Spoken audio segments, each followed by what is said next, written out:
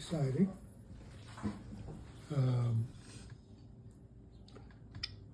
It was a pretty dull life, but it was good, survived. Yeah. Well, you were in Nagasaki after the right shortly after the bomb dropped. Yes, I was there 5 days after the bomb. Wow. And of course, nobody knew anything about radiation at that time. The flagship moved into the harbor, and they divided the crew up into two bits, and they had a bunch of dump trucks, and half the crew climbed into the series of trucks, and we drove through the damage, and the other half had the same, and it was amazing.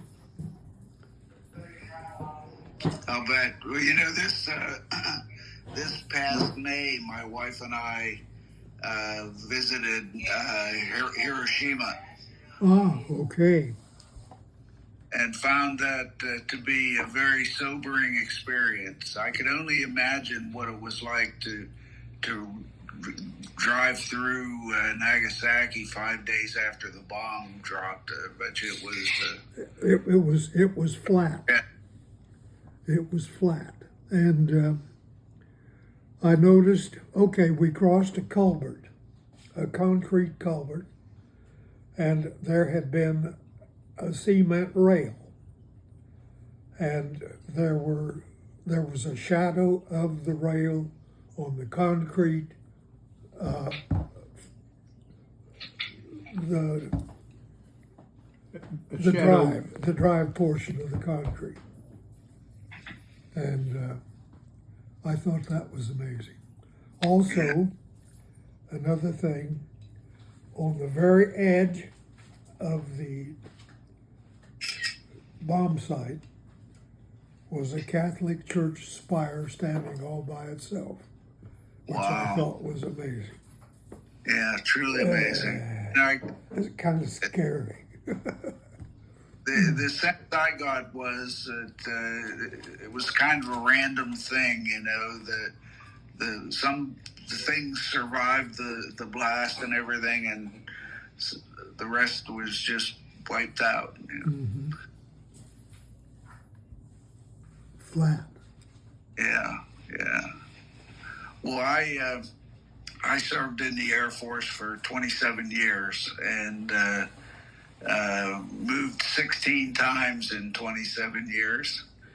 And so when we retired, I said to my wife, you know, I'm not going to miss seeing everything I own loaded on a moving truck here. So we had for my last assignment, I was stationed at the Pentagon, and we bought a townhouse. And I thought, well, you know, this is it. My next move's going to be Arlington National Cemetery. You know, but, before I knew it, I was building a house in Vienna, Virginia. So, guess you just never know. But and after the Air Force, I went to work for IBM for 11 years and was their vice president for the Department of Defense, and then I've been doing a bunch of volunteer kind of stuff. One of the things being the charity that we're all connected to, and I did a bunch of volunteer mental health advocacy kind of stuff, and chaired the board and did a few things. But you know, I found that the volume of work will expand to fill the time allotted. You know, so yes, it will. These volunteer things become full-time jobs. You know, it's pretty amazing. Hey, Dad, Yes, can you tell Gary a little bit about like your kamikaze experience or part about being Spirit's flag? Yeah. How did you get selected to be part of Spruance's flag? oh, that was just luck. That was just luck. Okay, after going to radio school, they sent me out aboard ship to Anahuetog, where I picked up the fleet. That fleet consisted of 3 baby flat top carriers, which were converted Standard Oil tankers, and there was normally a destroyer or a destroyer escort along with it, in case some planes didn't quite land properly or something, to pick up survivors. And so then I spent the rest of my life copying Morse code, or my naval life, copying Morse code, and it was all 5-letter coded groups, no plain language. And I can't copy plain language to this day, but I could do well with the coded groups. Okay. Yeah, I remember learning Morse code when I was in Boy Scouts, Yeah. and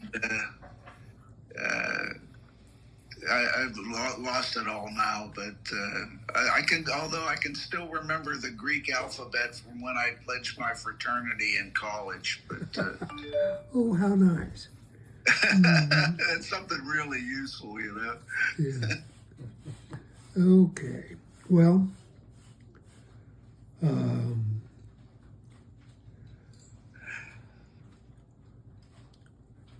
Duty station? Kamikaze. at the tail end of the war, our little group of ships weathered a typhoon in Buckner Bay, Okinawa, and it was rather serious. Everybody, I think, kind of dragged their anchors while running their engines and whatever full speed ahead. And we were close to Japan, and there were 4 kamikazes that came after our ship, and 3 came in from the sides, and 1 came in directly from the top, from about, I don't know, 20,000 feet something, and came right straight down through the flight deck.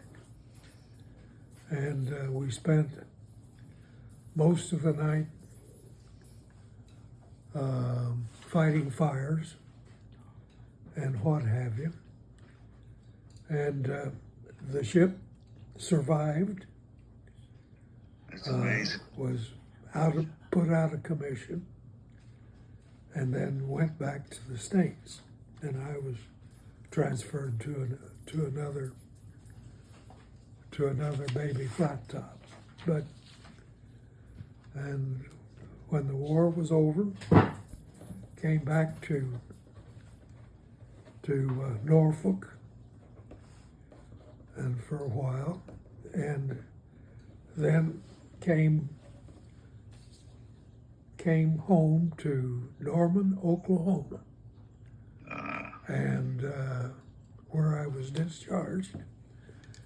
Took the trolley from Norman, Oklahoma to Oklahoma City, stepped off the Union Station there at 5 o'clock, and I never saw so many pretty girls before in all my life. I'd been at sea for 18 months. Yeah, well, showed you what you were fighting for, huh? Yes, indeed. But Great. So, are you a native Okie? Kansas. say again. Okay. Yeah, because you mentioned you were you found yourself in getting physical in Kansas. I just thought maybe. He's originally from Kansas. Yes. Okay. Yeah, Yeah, I I was. stationed in Wichita for a little over a year, and flying B-1s out of Wichita. Okay, I was raised in Hutchinson, Oh, okay, yeah. which is close. Yes, sir. Yes, sir. Uh-huh. Well, that's pretty cool. You know, yeah, there was a. Do you recall a town called Towanda? Oh yes. Uh-huh. And it had become, when I was there, it had become sort of a kitschy kind of place where they had this like one of the places, one of the stores was a like a restaurant, but it had, you know, like a big stuffed bear in it and all kinds of weird things. It was kind of an interesting place to go. Uh-huh.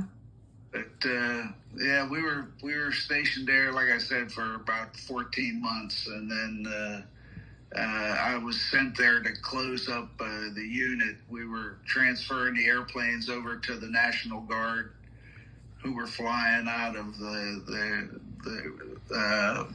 Old Naval Air Station. it was McConnell Air Force Base. Oh, okay. Yeah, but. Yeah, I flew the last airplane out of there and took it down, dropped it off in Texas, and went on to doing my business. But yeah, Kansas was a pretty interesting place. It was you had to worry about tornadoes, as I recall, Yes, and and as we do in Oklahoma too. yeah. Well, we did the sort of the center of the U.S. assignment-wise. We were stationed in North Dakota, South Dakota, Mm-hmm. Nebraska, Kansas, and West Texas, and then, you know, various other places. But we've seen a lot of the Midwest, and the people are great, and you know, it was nice out there, but I was never anywhere very long, so couldn't get too comfortable. No roots. No, the kids handled it really well. We had 2 kids, and you know, it made them very sort of outgoing. You know, neither one of them ever met a stranger, and when we'd have to do receiving lines and stuff like that, they were really good in the lines. They had that down pat and weren't strange meeting new people or anything like that. But it was a great experience. I'd do it again. I really enjoyed it. We were 3 times at the Pentagon. And that was interesting because you kind of learn how things really work. And although I'm not sure how they work today, but Uh-huh. Yes. but that's another story. That's another rant that I have. But yeah. I'm sure you guys could talk stories forever. Well, I was 19 when I was discharged, and went to Kansas State University on the GI Bill, and met my spouse there, and And what did you do after you got out of college? I was a petroleum geologist. Oh, wow. You know, when I was a kid, I always wanted to be a geologist. Mm-hmm. Yeah, I worked primarily in the mid-continent, in Kansas and Oklahoma. And Also, I spent some time in Houston, but I was involved in the Midwest. Uh-huh. That's pretty cool. That is very cool. Yeah, I always, when I was young, I always was really interested in geology and that sort of thing. And I thought maybe retired from the Air Force, I'd go back to college, but nah. Uh-huh. Yes, indeed. Well, I'm fortunate. I've had an excellent life. I'm in good health for 98. And, Yeah, you're great. I'm not mentally as alert as I would like to be, or used to be, but Yeah. I'm doing okay. Yeah, I found, as I get older, I wish I knew back then what I know now. I think I wish that now I was physically in as good a shape as I was back then. But what can you do? You get a whole different perspective, I think, with age. mm-hmm. You're young and you're looking at the future, and you think, boy, I got a lot of time. And then you get here and you think, boy, it goes fast. Yeah. But, yeah. But I really enjoyed the Air Force. I had a lot of fun, met a lot of good people, and learned a lot. Got to do things I never thought I would do, and it was a great life, a really good life. I was lucky. So was I. So was I. Yeah, my wife and I got married 51 years ago, and she and I lived in a small town called Etna, PA, Mm-hmm. and it was right across the river from Pittsburgh. And we went to different high schools, and we met and dated and got engaged and broke up for a couple years and got back together and got engaged again and got married, and the rest is history. But it was it's interesting to go back. The town hasn't changed very much. It's about the same, different faces. But yeah. Well, I met my spouse at Kansas State. As a matter of fact, we met riding on the bus from Manhattan to Hutchinson, Kansas at Easter vacation. We were going home. Me to Hutchinson and she to Preston, Kansas, which is hardly on the map. But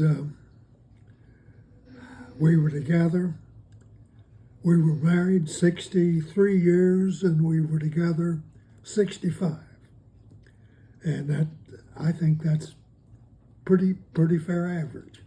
Yeah, Better that's than most. run. So I've been lucky. Yeah. Until you Yeah. live with us. Oh dear. Well, I'll tell you, Virgil, it's a real pleasure to meet you, and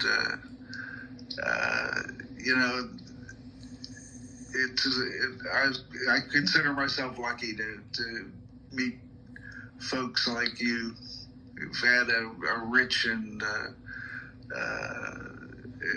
interesting life. I have, yes. Yeah. No, I have no regrets, really.